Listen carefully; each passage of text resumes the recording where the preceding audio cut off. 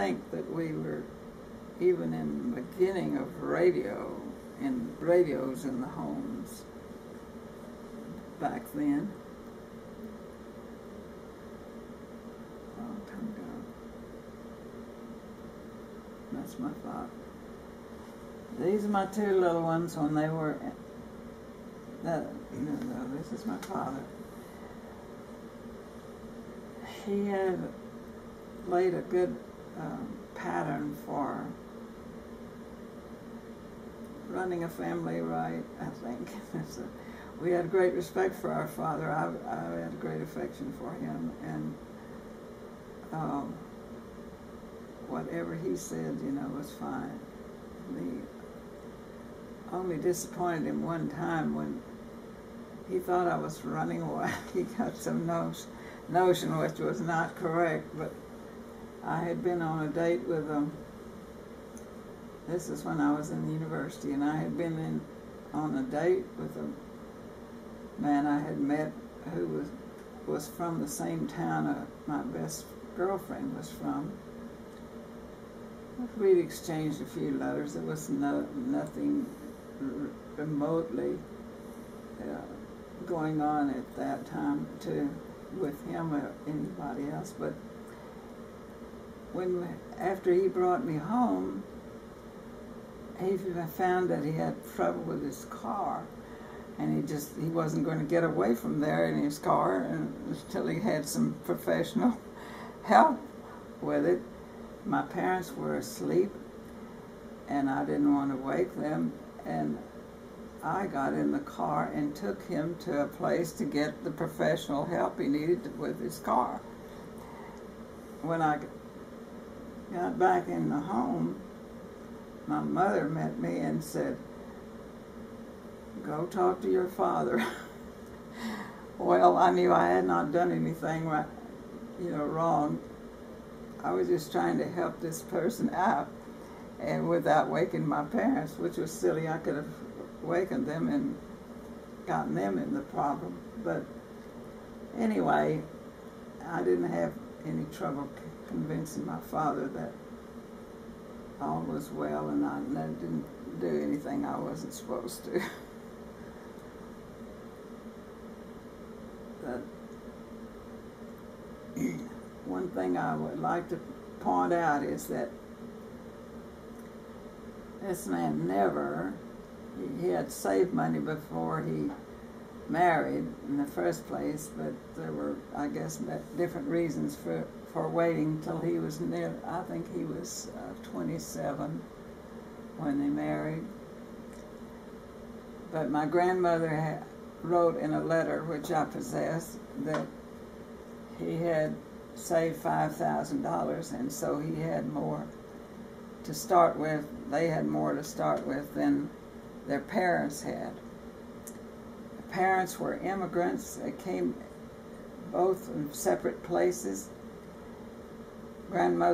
His mother came from an area close, a small town where she was born, was Großpostwitz. Well, actually, whether it was Benowitz or Großpostwitz, but Großpostwitz is where the church is, where all of her people were baptized and confirmed, and it's close to a larger city named Bautzen, which is in southeast Germany today.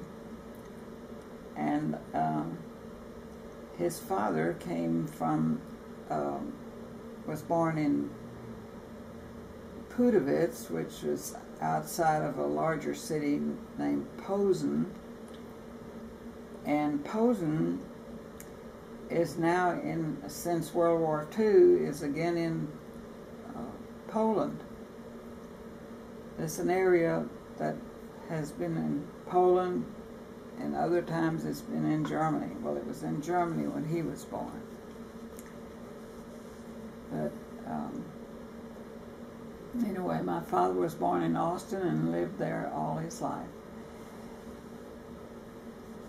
He worked at Reed Music Company until he was 73, full week.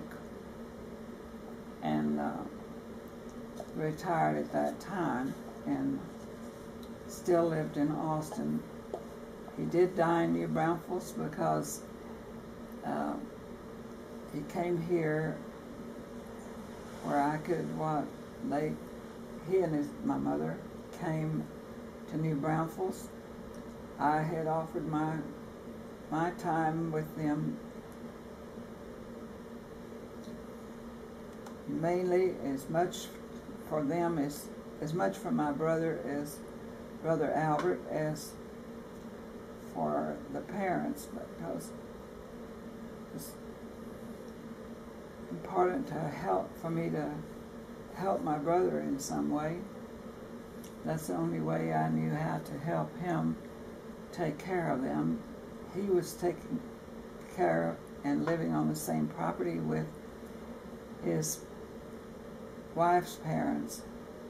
So we had discussed the fact that they had quite a big assignment with both sets of parents, and I said the only way I could help would be in the way that I offered, and that was what we did. So my brothers both came the day that we moved them here. Felt we had done the best that we knew how.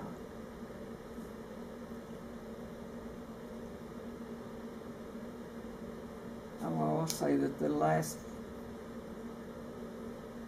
I regret that I couldn't be with him as I was with my mother. I was with my mother when she died. I was not with him, but the day before, as I was leaving, he said, "You don't have to come every day." I had come every day to visit them until my mother died.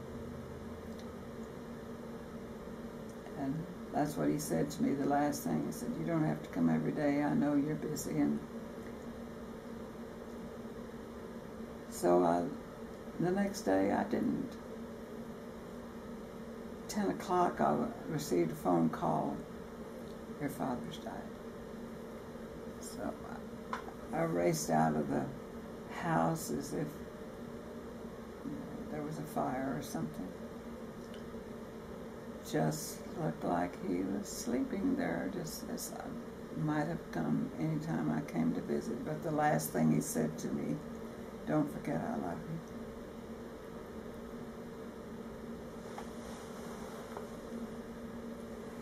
I'll never forget that.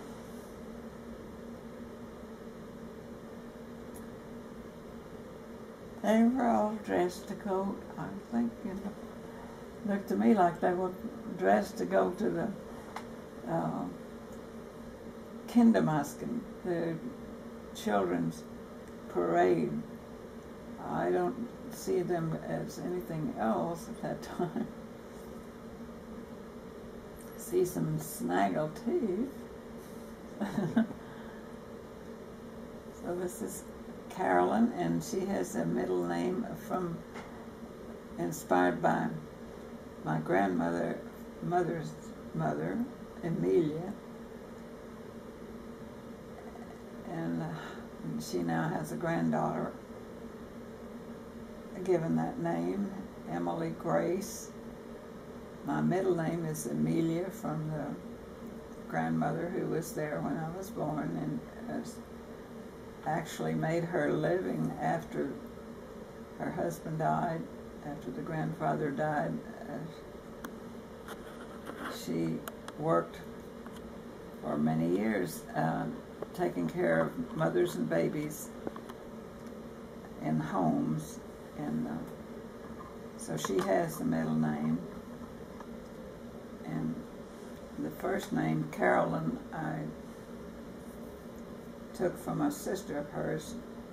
However, she spells her name as Caroline. The grandmother's sister is Aunt Caroline. She married a Wheeler.